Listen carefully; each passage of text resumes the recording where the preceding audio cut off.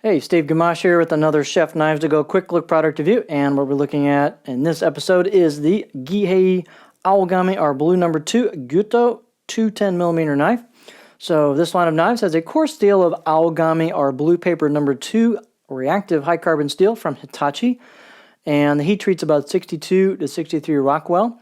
This cladding is stainless, so this is a 3-layer sandwich in construction with softer stainless steel cladding on either side of that coarse steel.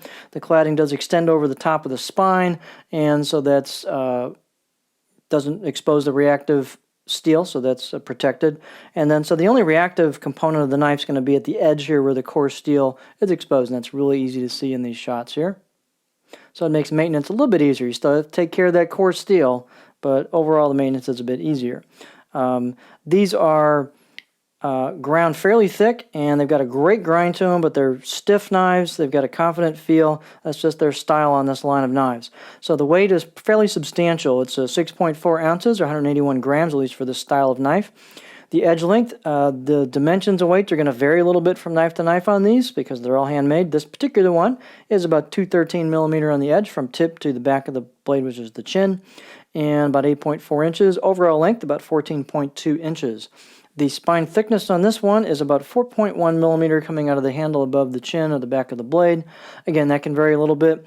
It tapers down pretty quickly off of that, but then retains a good 2.5, maybe almost 3mm till you hit the tip. And they grind these tips really fine. So when you get down to the very tip, they're really ground thin, and they are really good performing tips. So you've got confidence-inspiring stiffness of a thicker spine, but then the grind is so nicely done on these that when you get to the very tip, it really skinnies up, if that's a good way to put it, and it really goes through stuff well. So great combination.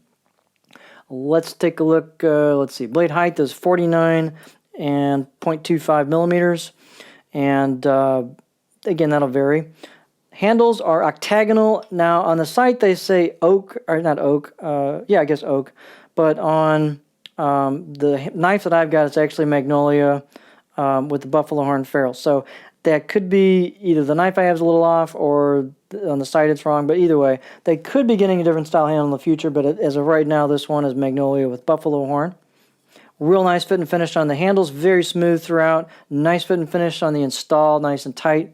And about 3 inches circumference right here where the ferrule and the wood meet, so just nicely executed handle. Handle's pretty light, so that does bring the balance point up pretty far forward, but again, it's a fairly robust blade, so it feels like it's got a little bit of mass to it. So that's the balance point, and that's a little bit in front of my pinch grip, if I can talk today. So that gives you some confidence inspiring, at least some people like that weight forward balance, and so you've got some chopping power with that. So you do feel like you have a knife in your hands.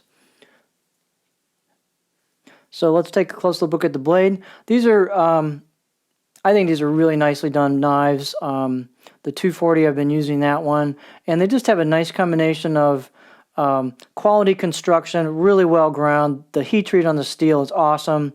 I've sharpened the Santoku and the 240, and the steel just got so stinking sharp for me, and some other forum members have commented on how good the steel is, so I think you're in safe hands on this steel. They've got a kind of a refined rustic look to them, maybe not quite as refined as, let's say, the Masakage Yuki. Got a little bit more what they call wabi-sabi, or a little bit of character to it, but I think it's a pretty cool combination myself. The kanji and their horse symbol, which is also pretty cool, are embossed, so they're not chiseled, but they're embossed fairly deeply, so it should last a long time unless you're grinding on the face here. Back side of the blade also has some embossed kanji as well. This is a little bit lighter embossed job on it. And the finish is what's known as nashiji, or a pear skin finish. So it's kind of a shallow finish. It's not as deep or crinkled as some other knives, so it's a little more subtle effect, but it is there. This will help hide scratches and stuff as well on the cladding. Fit and finish is really nice on the spine. It's polished all the way down, rounded a little bit, very comfortable, as is the choil, the back of the blade, and the curve into the neck, into the handle. Really comfortable. You got plenty of room for a pinch grip there.